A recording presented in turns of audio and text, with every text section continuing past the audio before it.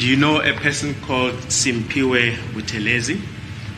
Uma singathi ke manje sidlulele kokunye ke uyamazi yini umuntu okuthiwa uSimphiwe Buthelezi? Bese ngangaphendula athi phambi kwakho ngathi cha. I've already responded to that and said no. Now we wish to refer to the statement of Simpiwe Buthelezi that was read into the record during the evidence of Brigadier Gininda on the 23rd of January 2024, page 25. Sifisa ke ukuthi sikuthatheke siye kusona statement sika Simpiwe Buthelezi esafundwa ke khona la enkantolo ngesikhathi uBrigadier Gininda ethula ubufakazi.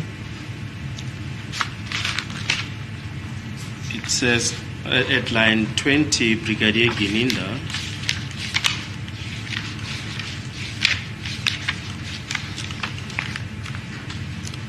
I, Simpiwe Buthelezi, state under oath in English, I'm an adult male born on 5 March 1974 and residing at KwaNongoma, KwaZulu-Natal, and currently unemployed and no contact number at the moment. The portion that we wish to refer you to is line 7. He says he knows Qiniselani Buthelezi. Says Qiniselani has committed many crimes such as murder, possession of different caliber of firearms. Some of the firearms that Qiniselani used in killing people are supplied to him by the well-known gun supplier by the name of Ntanzi Mafika, who also comes from Nongoma area. Ntanzi Mafika is a very quiet gentleman and no one cannot suspect him. He is a firearm supplier and ammunition. Bongani Mafika Ntanzi is working in TA6MT in Carltonville, where he's operating from together.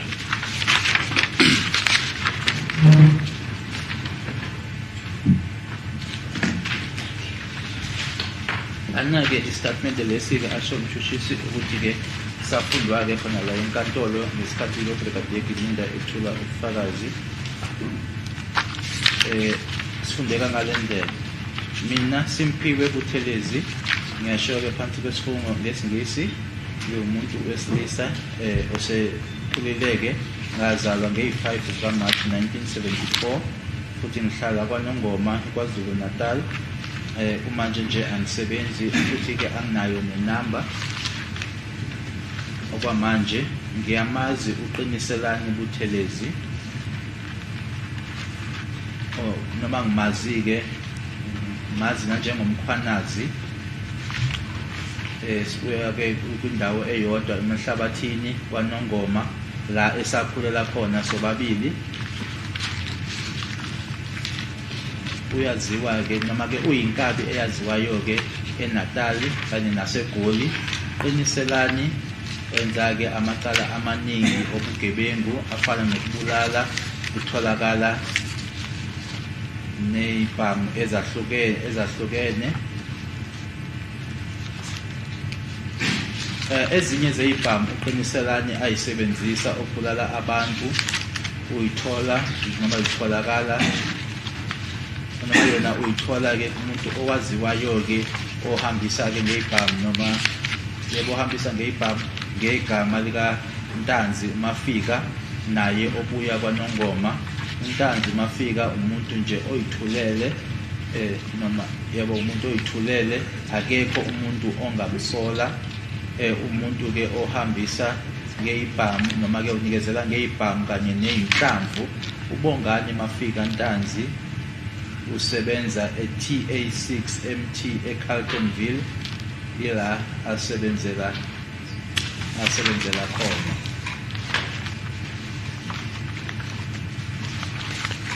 Do you have any comment on that evidence that is on record? kulokhu ke noma lobufakazi lobu ke obukhona ke burecord phambi kwenkantolo kukhona ongakusho? Ngosenkantolo akulona iqiniso lo. My Lord, that is not true.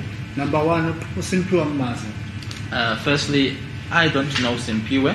Okwesibili ngosenkantolo angimazi loqiniselana okhulunywa ngaphambi kwakho. And secondly, my Lord, the Qiniselani that is being referred to before the court is unknown to me.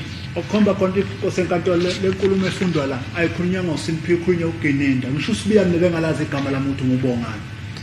Which proves, my Lord, that this which is being read here is not from Simpiwe, my Lord, but from Geninda, because Sibiya himself did not know that my name is Bongani. Sengikhuluma ngomuntu engisondelene naye nangegode emakhaya usibiya kalazi igama lamuntu ngubonga futhi kalazi igama lamuntu nguSandiso. I'm now referring to someone who is close to me that is now back home with regards to the villages back home, my Lord. Sibiya did not know that my name is Bongani, also didn't know that my name is Sandiso. Usibiya ungazi ngegama likaMafika kuphela qha.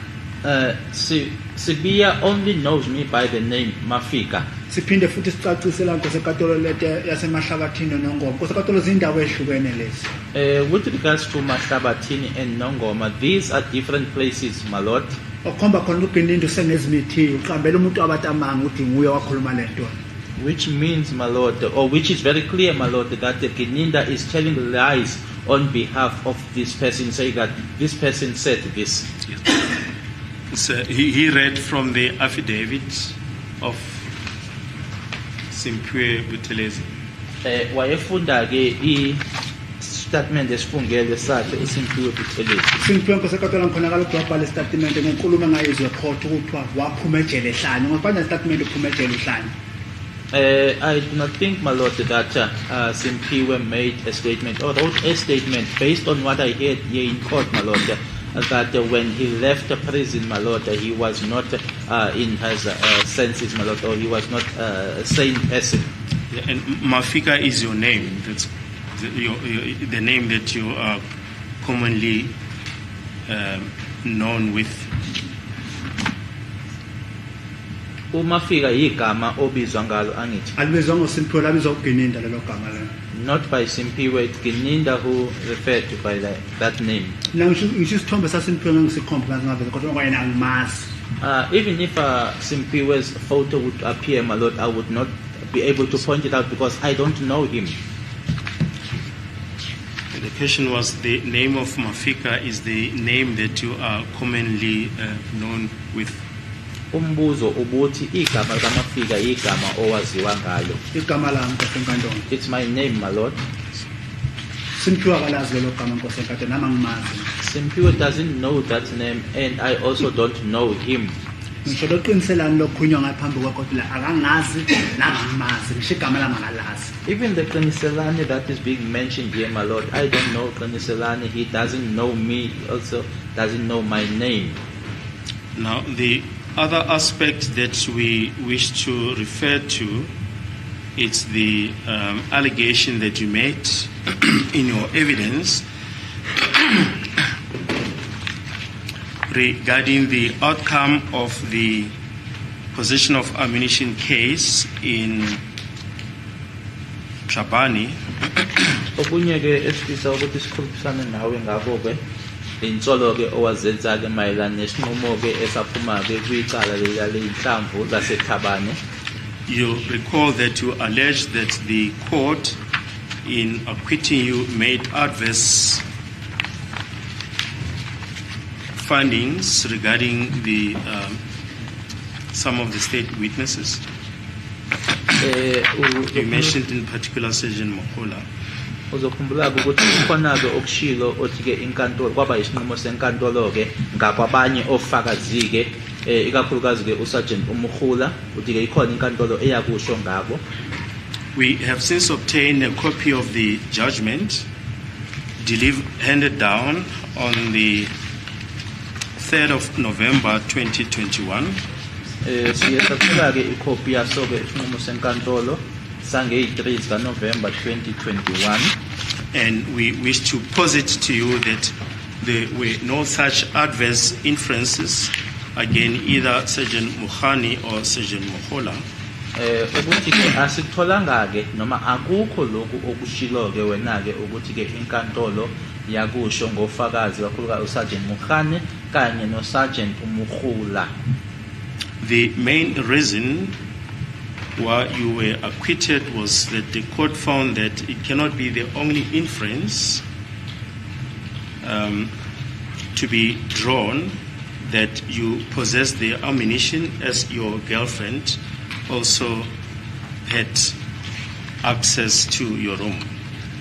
Ukuthi ke isinqumo inkantolo noma ke eyakusho inkantolo ukuthi ke akungeke kuthiwe nje kuphela ke noma kube inkona kodwa ukuthi ke ngaba wena owawungaba nalezi ezinhlamvu nanje ngoba lona owawuthandana naye wayengena noma wayifinyelela lapha egumbini lakho ingakho inkantolo yakuthola ke ungenacala. Since you were arrested on the 16th of June 2020 nanje ngoba waboshwa nge-16 ka June 2020 and the police returned with you to your room on the 19th of June 2020 and the court found that it can't say what happened in between those periods, 16 to 19 June. That was the main reason. Esona zathu yilesi ukuthi waboshwa wena nge-16 ka June 2020.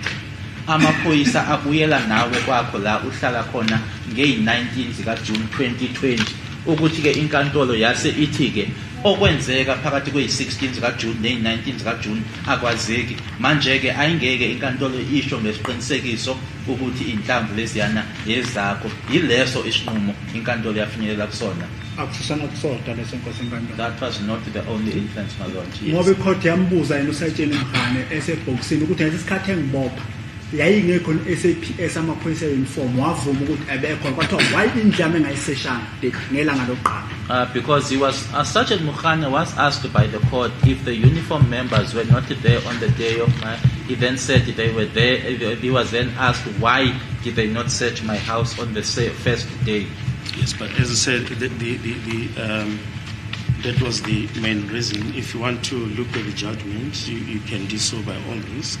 Manje sisho ukuthi isona ke leso isinqumo ke kodwa uma kuthi uyafuna ukubuka uyibheka ke ijudgment lena ungakwenza lokho. Mina ngenela ngandlela icourt yaseSouth Africa ibheka ngenzela ngayo ubulungiswa. Ngenele ehlizweni yami avela beqhamba manga bathola inhlamvu endlini yami. I was satisfied, my lord, with the decision of the court in Khabane because justice was served because they told lies and said that there was ammunition found in my place. We also offered copies to the my colleagues. We offered. Yes. The other issue that we wish to refer to, you did mention that Sifiso Zungu from Newcastle, that you used to work with him. He is your contact, index number 140. Ushilo ukuthi ke Sifiso Zungu yamazi ngoke wasebenza naye eNewcastle. Ngithenko siyame mene number. Ngicela bengikhulumele into engikhulumele ecourt. Please say what I said in court. Yes. Ungangimoshele record ukhulumela ngayikhuluma. Please don't spoil the record and say something which I did not say. Yes. Ngithemini number le angisakhumbuli manje eyasifiso lobe ngisebenza naye waseNewcastle sizenza naye eRustenburg angisakhumbuli ngisho njalo. What I said is the number. I am not certain as to whether it's the Sifiso that who's originally from Newcastle that I worked with in Rustenburg. That is what I said. Yes. That's what I said. Now, your cell phone records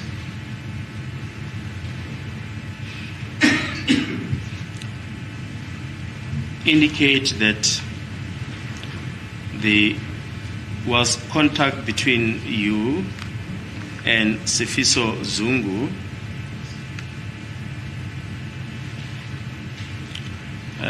and that Sifiso Zungu is also making contact with Mr. Mapisa, accused number 4, on his number 3801. Yena ke umnumzana uSifiso Zungu lona ke uyavela ke ukuthi kwakukhona ke ukuxhumana phakathi kwakhe nomsolwa wesine kwinamba yakhe uMapisa ku3801. Sekukusha ke mina sengiyaqala phambi kwesibhedlela. That's news to me. Ngoba bayena uSifiso Zungu lokhunya ngaye angazi ngokuzalwa kwakhe ukuthi ukhulele kuphi nakunamba yathi ungaseNewcastle. Because even Sifiso Zungu, that mention is being made of, I don't know where was he born and where he grew up. We know that he was from Newcastle. Was in Newcastle. I only know that he's from Newcastle. As to who he is in contact with, I don't know. And as to who he is in contact with, that is none of my business. Sorry, just for my edification. You have that record, you say you got it from where? Okay, whatever.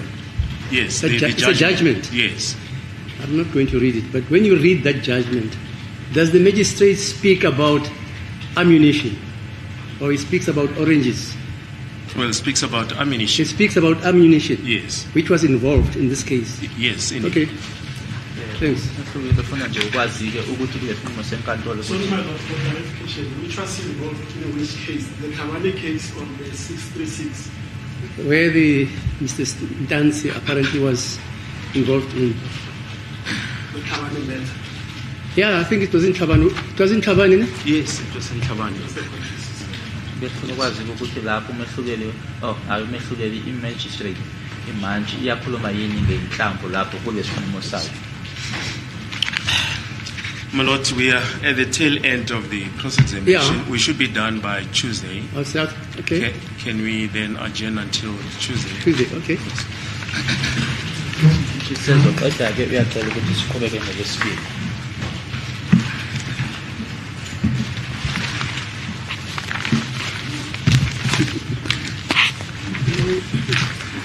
That's silent.